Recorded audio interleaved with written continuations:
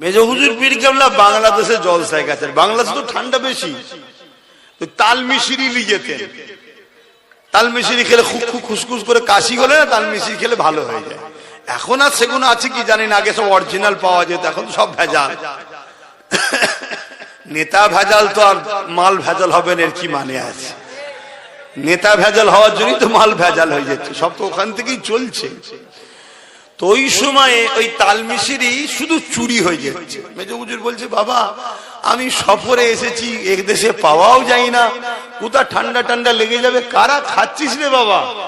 সবাই বলে হুজুর আমি জানি না, হুজুর আমি জানি না। মেজো হুজুর বললেন, যে চোর ধরে দেবে তাকে একটা গোটা ফাইল দেবো।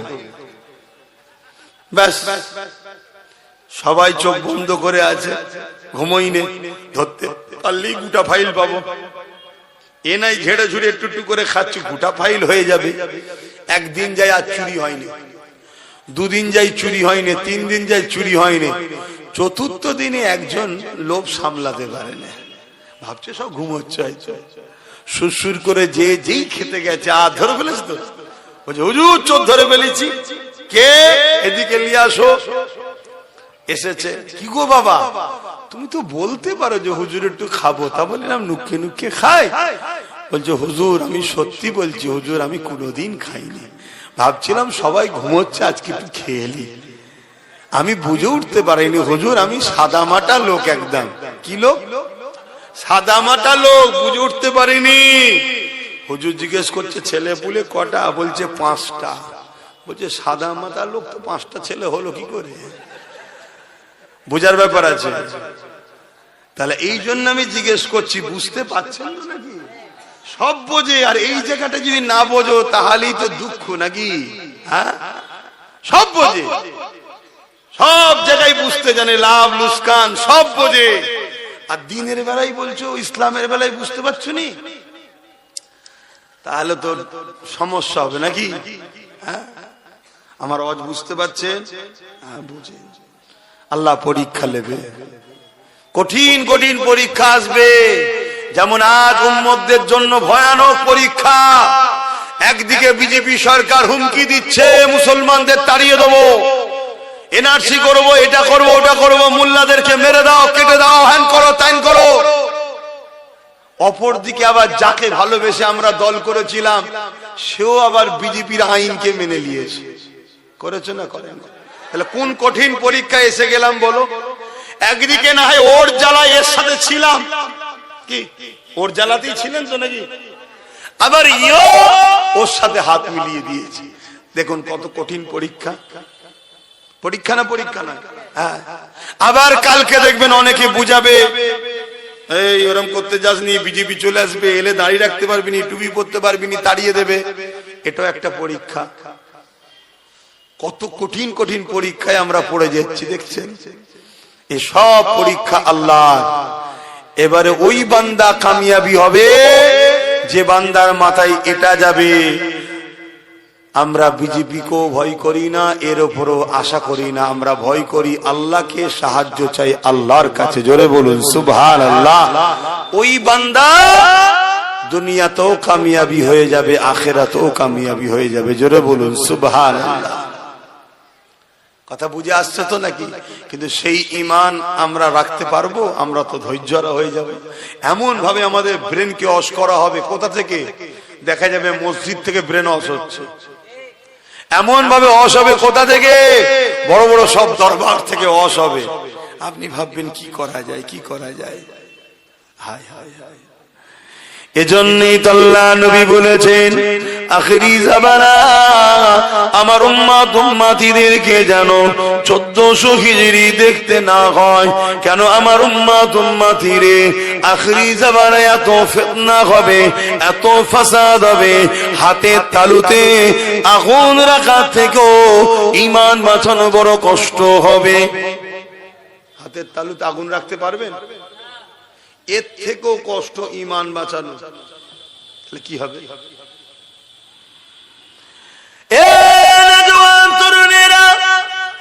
একদিকে যদি আমরা কেন্দ্র সরকারের দিকে যাই, তাও আমাদের ঈমান চলে যাবে। কেননা সন্ত্রাসী জালিম আমার মসজিদ মাদ্রাসার বিরুদ্ধে ওয়াকফ কালাকানুন তৈরি করেছে, অর্থাৎ সেই ইসলামের বিরুদ্ধে, মসজিদ মাদ্রাসার বিরুদ্ধে, তার দিকে কোন মুসলমান যদি যায় সেখানেও ঈমান চলে যাবে। অপর দিকে আজ আমরা কোন দিকে যাব? এই রাজ্য সরকার সেও কেন্দ্র সরকারের আইনকে মেনে নিয়েছে না লাইনে।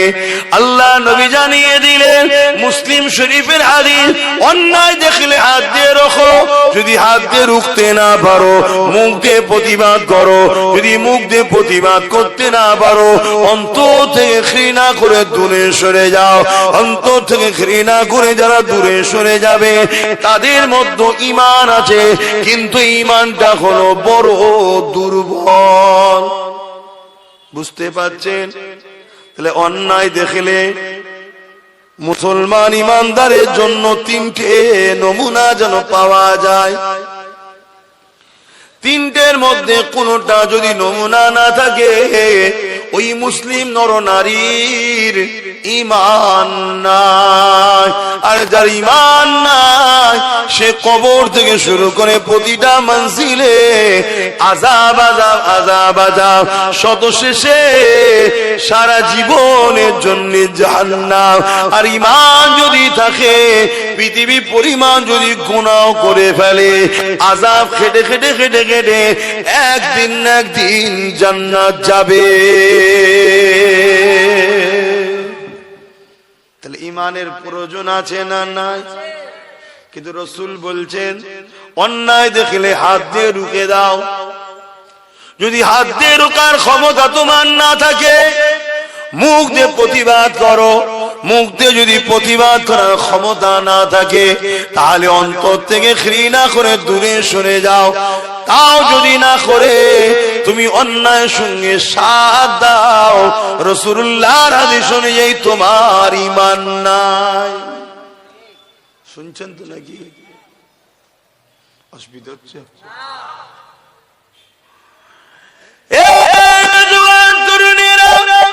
যুগে যুগে আমরা মসজিদ বানিয়েছি গাটের পয়সা, মেহনতের হালাল পয়সা দিয়ে। ধনী লোক নাও যদি দান করে হালাল পয়সা থেকে দান করে। আমরা মুসলমানদের কাছ থেকে এমন করে নিজেরা মেহনতের পয়সা দিয়ে মসজিদ মাদ্রাসা কবরস্থান ঈদগাহকে বানিয়েছে। আজকের দিনে আমাদের ঈমানের পরীক্ষা আল্লাহ নিচ্ছে। এই মসজিদ মাদ্রাসাকে মিটাবার জন্য কেন্দ্র সরকার চক্রান্ত করছে, হ্যাঁ কি না? এটা ঈমানের পরীক্ষা। বান্দা তোরা কি করিস দেখবো। আমি আল্লাহ আমার দিনের জন্য যথেষ্ট। এ যুবকেরা, এ আমার নবী পাকের প্রেমিকেরা, যুগে যুগে আল্লাহ পরীক্ষা নিয়েছে। এমন করে যে যখন ইসলামের বিরোধী করেছিল, শরাবকে আবার জায়েজ করে দিয়েছিল, নিকায়ে মোতাকে আবার জায়েজ করে দিয়েছিল, কন্ট্রাকচুয়াল বিবাহ 1 মাসের জন্য 1 বছরের জন্য যেটা আমার রাসূলুল্লাহ হারাম করে দিয়েছিলেন, এটাকে নতুন করে এজিদ আবার এটাকে প্রতিষ্ঠিত করে দিয়েছিল। ইমামে হুসাইন পাক বললেন এজিদ রাজনীতির নামে ইসলামের বিরোধী করছে, তার সঙ্গে আমি আপোষে যেতে পারি না। তার বিরোধী করতে শুরু করে দিলে, যখনই বিরোধী শুরু করলো এজিদ ইমামে হুসাইন পাককে বলতে লাগলো, এ হুসাইন মক্কা মদিনা তুমি নিয়ে নাও, বাকি সব জায়গা আমার থাকবে, তুমি আমার বিরোধী করো না। ইমামে হুসাইন পাক বলেছিলেন তামাম কায়নাত হলো আমার নানা জানে, তুমি আমাকে মক্কা মদিনার কি দেখাচ্ছ? আমি হুসাইন আমার নানা দিনের দুশমনের সঙ্গে আপোষ করতে পারি না। এই লড়াই এমন জায়গায় দাঁড়িয়ে গেল ইমামে হুসাইন পাককে জালিমরা শহীদ পর্যন্ত করে দিল। আমার ইমামে হুসাইন পাক শহীদ পছন্দ করলো, কিন্তু নানা দুশমনের সঙ্গে সাপোর্ট করলো না। এ উম্মতে মুহাম্মাদি সেদিনও দুটো দল ছিল, একটা হলো এজিদ বাহিনী যারা হলো শয়তানের দিকে, আর একটা হলো হুসাইনের দিকে যারা হলো রহমানের দিকে। এজিদ ছিল জালিম শাসক। আজ তোমাদেরকে জিজ্ঞাসা করি, আমরা হুসাইনের দিকে না এজিদের দিকে? আওয়াজ দিয়ে বলো। হোসেনের দিকে যদি হও, আজকেও শয়তানের পক্ষে জালিম শাসক যারা রয়েছে, এরা হলো আজকের জিদ। এদের সঙ্গে সাথ দিয়ে হোসাইনি দাবি করলে হয় না, এদের বিরুদ্ধে লড়াই করে জীবন দিয়ে প্রমাণ করতে হবে আমরা হোসাইনি মৃত্যুকে ভয় করি না।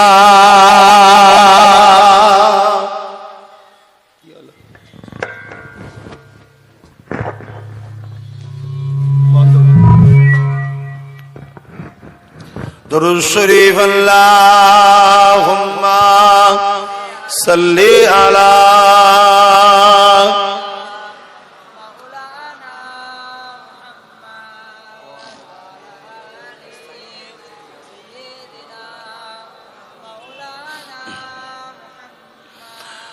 বারে বারে ভাবি একা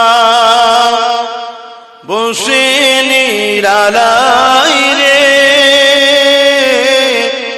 পাখি গুলি উড়ে যেতাম সোনার মদিনায় রে, সোনার মদিনায় রে। বুলবুলিরা কোথা যাও, উড়ে যাও কোথায় রে, আমার সালাম পৌঁছে দিও নবীজি রওজায় রে, নবীজি রওজায় রে। বারে বারে ভাবি একা বসে নিরালাই রে, পাখি হলে উড়ে যেতাম সোনার মদিনায় রে, সোনার মদিনায় রে। রহম করো ও গো আল্লাহ, ও দয়াময় রে, পাই যেন নবীর সবার, নবী মুস্তাফায় রে, নবী মুস্তাফায় রে। বারে বারে ভাবি একা বসে নিরালাই রে, পাখি হলে উড়ে যেতাম সোনার মদিনায় রে, সোনার মদিনায় রে। আল্লাহুম্মা সাল্লি আলা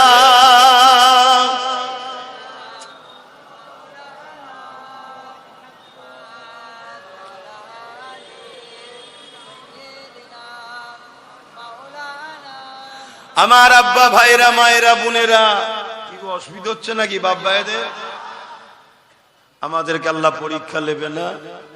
আমাদের সামনে সব থেকে বড় ভয়ঙ্কর পরীক্ষা হলো ইসলামের দুশ্মন যারা ওয়াকাফকে মিটাচ্ছে, তাদের হাত থেকে ওয়াকাফকে বাঁচানো। এটা পরীক্ষা না? পরীক্ষা না? সেদিন আমার রাসূলুল্লাহর খাতমে নবুয়তের বিরোধী করেছিল মুসাইলামাতুল কাজ্জাব। 10,000 সাহাবাদেরকে নিয়ে আমার রাসূলের সাহাবী হযরত আবু বকর সিদ্দিক খাতমে নবুয়তের পক্ষে নিজের বুকে তাজা খুন ঢেলে দিয়ে আমার রাসূলের খাতমে নবুয়তকে মর্যাদাকে হেফাজতের জন্য লড়াই করেছিলেন। জোরে বলুন সুবহানাল্লাহ। আমি তো আপনাদেরকে বলবো না, আমরা যদি শুধু ঐক্যবদ্ধ হয়ে যেতে পারি, একতা হয়ে যেতে পারি, প্রতিটা গ্রামে গ্রামে যদি আমরা নিজেরা এক হয়ে যাই যে আমাদের কেউ দুশ্মন নয়, কেউ বন্ধু নয়, ওয়াকাফের যে দুশ্মন তারা আমাদের দুশ্মন। আমাদের দুশ্মন হিন্দু, আদিবাসী, দলিত, খ্রিস্টান, মতুয়া, এদের বিরুদ্ধে আমাদের লড়াই নয়। আমাদের লড়াই যারা আমার মসজিদকে মিটাতে চাইছে, মাদ্রাসা, কবরস্থান, ঈদগাহকে মিটাতে চাইছে, আমাদের লড়াই তার সাথে। তাই তো নাকি? বলুন, আল্লাহর ঘর, মসজিদ, মাদ্রাসা, ওয়াকাফকে বাঁচাবার জন্য লড়াই করার দরকার আছে না নাই? কারা লড়াই করতে রাজি আছেন একটু সাক্ষী দেন, লম্বা করে হাত তোলেন। আলহামদুলিল্লাহ, কেউ হাত তুলতে বাকি নেই তো? আল্লাহ কবুল করেন, আল্লাহ জান্নাত নসিব করে, বোন আল্লাহুম্মা আমিন। মনে রাখবেন আমাদের আব্বা জান ইব্রাহিম আলাইহিস সালামকে আল্লাহ আগুনে ফেলে পরীক্ষা নিয়েছিল, জানেন তো ইতিহাস। বিশাল এক আগুন, একটা বিশাল গ্রাম এলাকা নিয়ে, এত বড় এলাকায় আব্বা জান ইব্রাহিম আলাইহিস সালামকে নমরুদ আগুনে ফেলছে, চরকিতে তুলেছে। কেন কাছে যে ফেলতে পারছে না, চরকি ঘুরিয়ে দূর থেকে টেনে ফেলে দেবে। এমন সময় জিবরাইল সাল্লাম এসে চরকি ধরে ফেলেছে, আর এদিকে আগুনে পড়ার টাইমে আব্বাকে জিজ্ঞেস করা হচ্ছে যে আপনাকে কোনো হেল্প করব?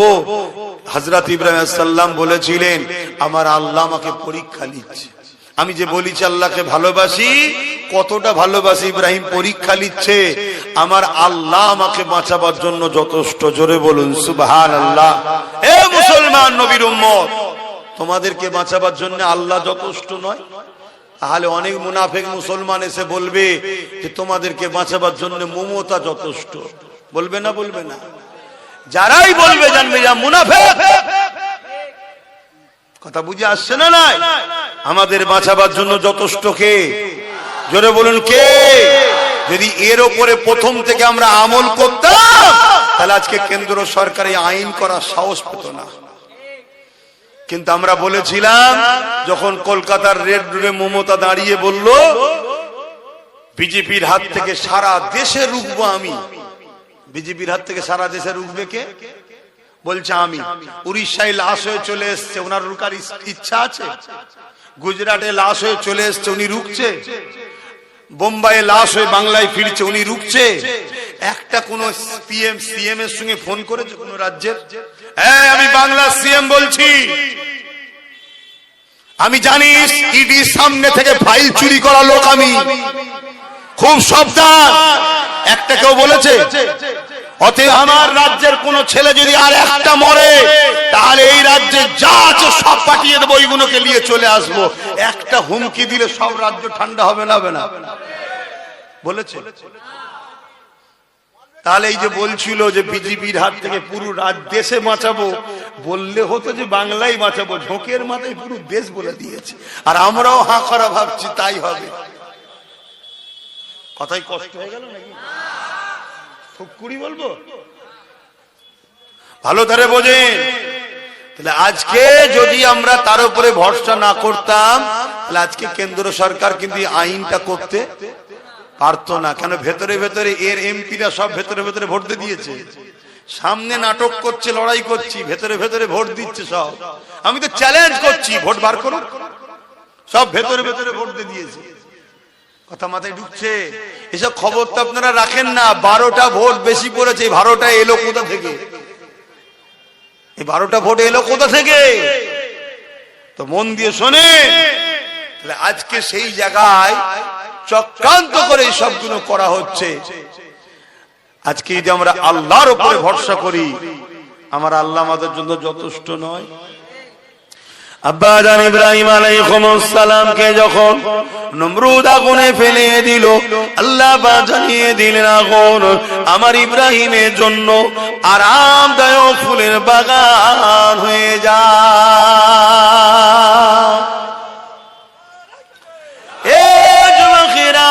আব্বা জান ইব্রাহিম আলাইহিস সালামকে দুনিয়া সবাই দেখছে আগুনে ফেলেছে, কিন্তু আগুনের ভেতরেই আল্লাহ পাক ফুলের বাগান তৈরি করেছে। যে আল্লাহ ইব্রাহিম নবীর জন্য আগুনের ভেতরে ফুলের বাগান বানাতে পারে, সেই আল্লাহর উপরে ভরসা রেখে আমরা যদি এক মুঠো হতে পারি, তাহলে আমাদের সামনে যত বাধা এসুক না কেন, সব বাধাকে ভেঙে ইনশাআল্লাহ আমরা আমাদের মসজিদ, আমাদের ঈদগাহ, আমাদের কবরস্থান, আমাদের ওয়াকফকে ইনশাআল্লাহ আমরা বাঁচাতে পারবো। এ যুবকেরা, তরুণেরা, তাই বলে দিয়ে যায় আল্লাহর উপরে ভরসা করে। কেন? আমার রাসূলুল্লাহ জানিয়ে দিয়েছে, আমার বড় ভয় হয় আমার উম্মতের ক্ষতি প্রকাশ্য দুশমনেরা করতে পারবে না, আমার উম্মতের ক্ষতি মুনাফিক ছদ্মবেশীরা করে দেবে। কেন্দ্র সরকার হলো মুনাফিক, এই প্রকাশ্য জালিম, আর রাজ্য সরকার হলো মুনাফিক। শুনছেন তো নাকি? হ্যাঁ, এই মুনাফিকই করেছে আমাদের সাথে। বলেছিল যে আমি থাকতে এই রাজ্যে ওয়াকফ লাগু, আর আমি বেঁচে থাকতে এসআইআর হতে। মরে গেছে নাকি? আল্লাহ এই বালা কবে যে যাবে, কথা বুঝছেন না, বোঝেন নে? আবার অনেক আমার কওমের ভাই আছে, বলে আমরা মুসলমান, বলে না বলে না, এই মমতার বিরুদ্ধে বললে তাদের কষ্ট হয়। এই শুনছেন আমার কথা? অথচ আমার কোরআনের বিরুদ্ধে একজন ফোরপাস মাতাল বলল, আমার কওমে সেই সব নেতাদের কোনো কষ্ট হয়নি। তোমাদের এলাকায় অনেক অর্থশালী পয়সাওয়ালা লোক আছে, পয়সা দিয়ে গুন্ডা কিনে নিরীহ মুসলমানদের উপর জুলুম করে, মারে পেটে।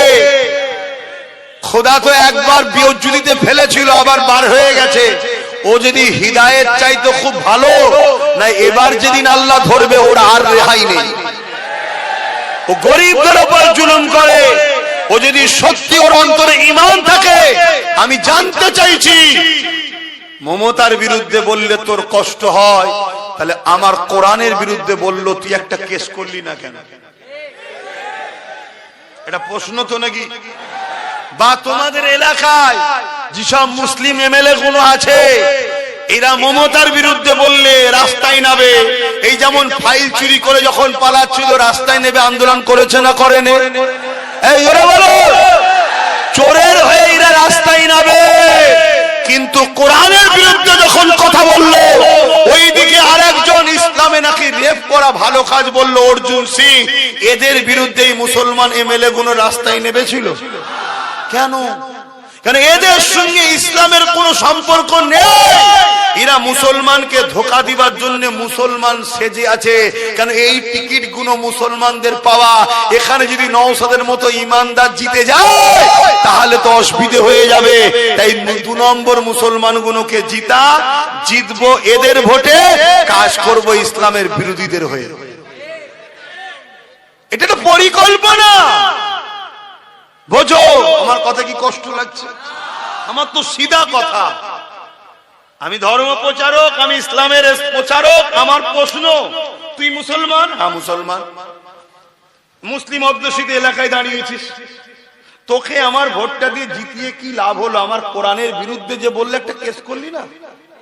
তাহলে কাল যে কোরআনের বিরুদ্ধে বলার জন্য তার বিরুদ্ধে যদি তুই কেস না করিস, কাল মুসলমানকে যখন মিথ্যা এনআরসি দিয়ে বা মিথ্যা ভাবে মুসলমানকে মারবে, মনে হয় এরা আমাদের হয়ে লড়বে? কেন আমাদের দাম বেশি না কোরআনের দাম বেশি মুসলমানের কাছে? তো তুই কোরআনের যখন সাথ দিলেনি, মুসলমানের সাথ দেবে মনে হয়? এগুলো ভাবো, এগুলো ভাবো, বোঝো। আমার কথায় কষ্ট হলো? পয়সা পয়সা দেয় নাকি? বোঝার চেষ্টা করো। কিন্তু একটাই দেখো, নবী বংশের ছেলে একটাই জিতেছে।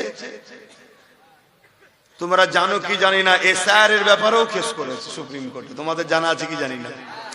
এসআইআর এর ব্যাপারেও কেস করেছে, যদি কোনো সাধারণ মানুষ হয়রানি যাতে না হয়। আবার এনআরসির ব্যাপারেও করেছে। আবার যখন কোরআনের বিরুদ্ধে বলল, তার নামেও মামলা করেছে। তাই তোর পিছনে সবাই লেগে গেছে। নতুন করে দেখলাম আর একটা নাকি বেরিয়েছে, কে কখন এ ধরে, কখনো ও ধরে, কখনো সে ধরে। আদৌ তুই মুসলমান না বেঈমান এখনো তো বুঝতে পারছি না। কেন কখনো মন্দিরেও দেখা যায়, কখন মসজিদেও দেখা যায়। দেখা যায় না? যায় না? হ্যাঁ, হঠাৎ করে বলছে আমি মুসলিম দরদি হয়েছি, তো ভালো কথা, ভালো কথা। মুসলিম দরদি হওয়া তো ভালো, কিন্তু এসেই বলছে আমাকে হুজুর হতে হবে, আমাকে ইমাম বানাও। এ কথা শুনছেন না শুনেননি? একটু সন্দেহ আছে। হ্যাঁ, অতএব বেশি লাফালাফি করা ভালো নয়। একটু দেখে শুনে হাত ধরা দরকার। কি? কেন আমরা এমন একটা জায়গায় দাঁড়িয়ে আছি, ভুল হাত ধরে ফেললেই চুলোতে ডাইরেক্ট গিয়ে পড়বে। আছো কোথায়? কড়াতে। আছো কোথায়? কড়াতে। কষ্ট না আরাম? উঠতে হবে না? হবে না। কিন্তু ওঠো, এমন লোকের হাত ধরে ওঠো, সে যেন তুলে তোমাকে ডাঙাই না ভাই। এমন লোকের হাত ধরতে যেওনি, ধরে নিয়ে যে কড়া থেকে আমি কি বলছি বুঝছো তো? আচ্ছা এত বুঝাই কেন জানো? তোমাদেরকে ভালোবাসি, রসুল পাক তোমাদেরকে ভালোবাসে তাই।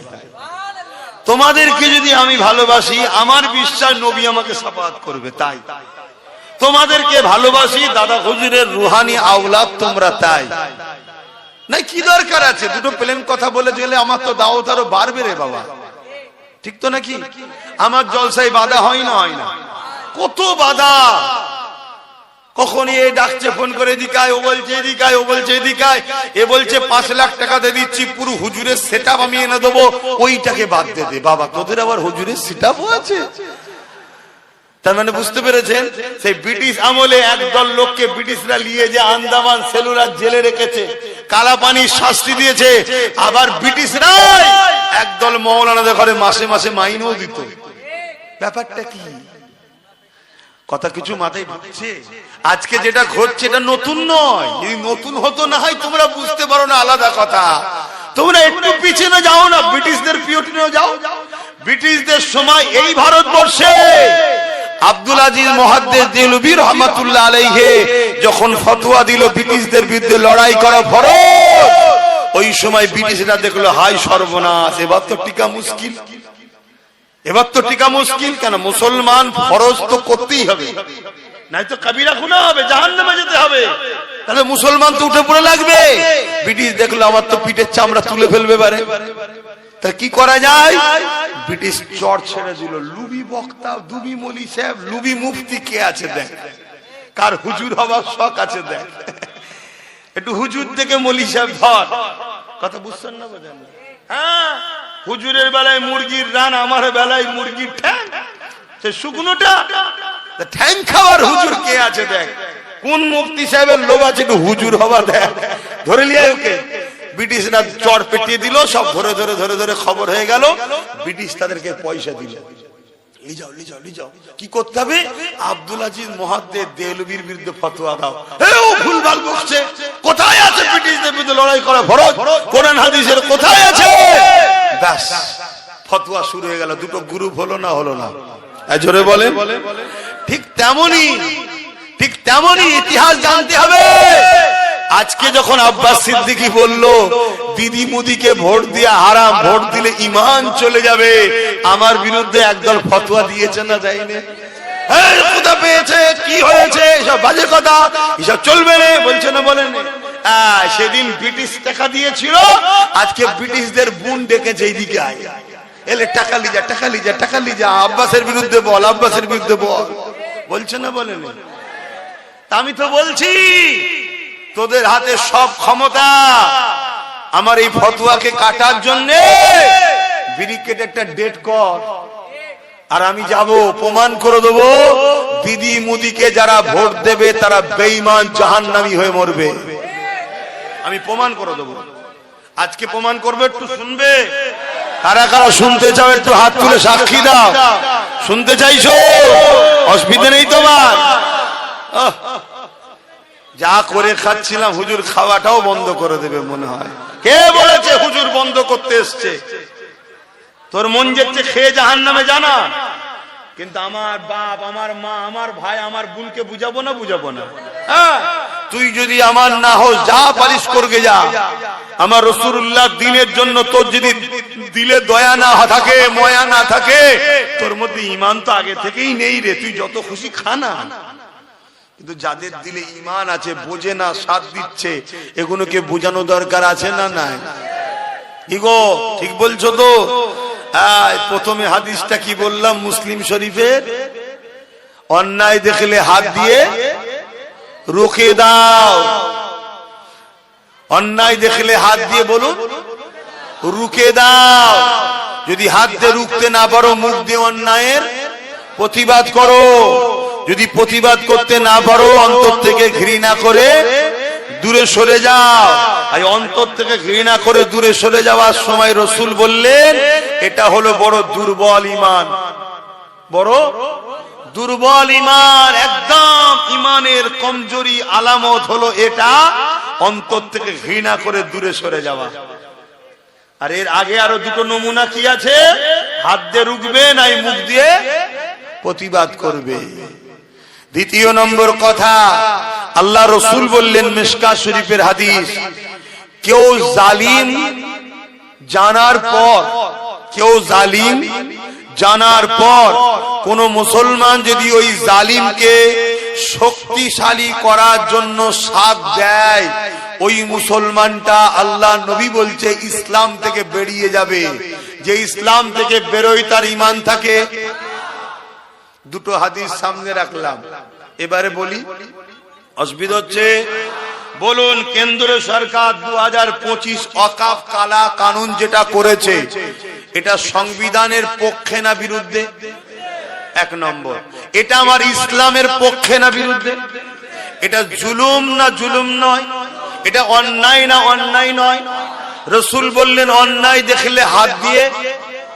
তাহলে কেন্দ্র সরকারের এই কালা কানুন, সংবিধান বিরোধী কানুন, ইসলাম বিরোধী কানুন, মসজিদ মাদ্রাসা কবরস্থান ঈদগাহকে মিটিয়ে দিবার চক্রান্তের কানুনকে রাসূলুল্লাহর হাদিস অনুযায়ী ঈমানের বৈশিষ্ট্যের মধ্যে প্রথম বৈশিষ্ট্য হলো হাত দিয়ে রুখতে হবে।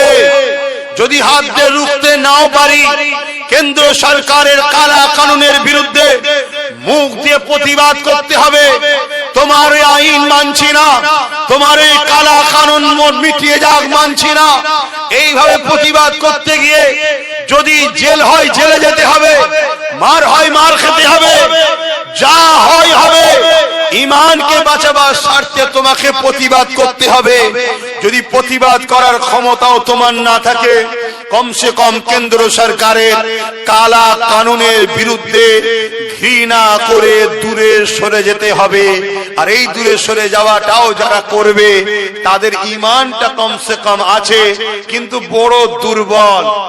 এই তিনটের মধ্যে কোনটা না করে কোন মুসলমান যদি এরপরও কেন্দ্র সরকারকে ভোট দেয়, তার মানে সাথ দিল, তাহলে তার মধ্যে ঈমান আছে মনে হয়? এই জোরে বলো, বুঝে বুঝে বলছেন তো?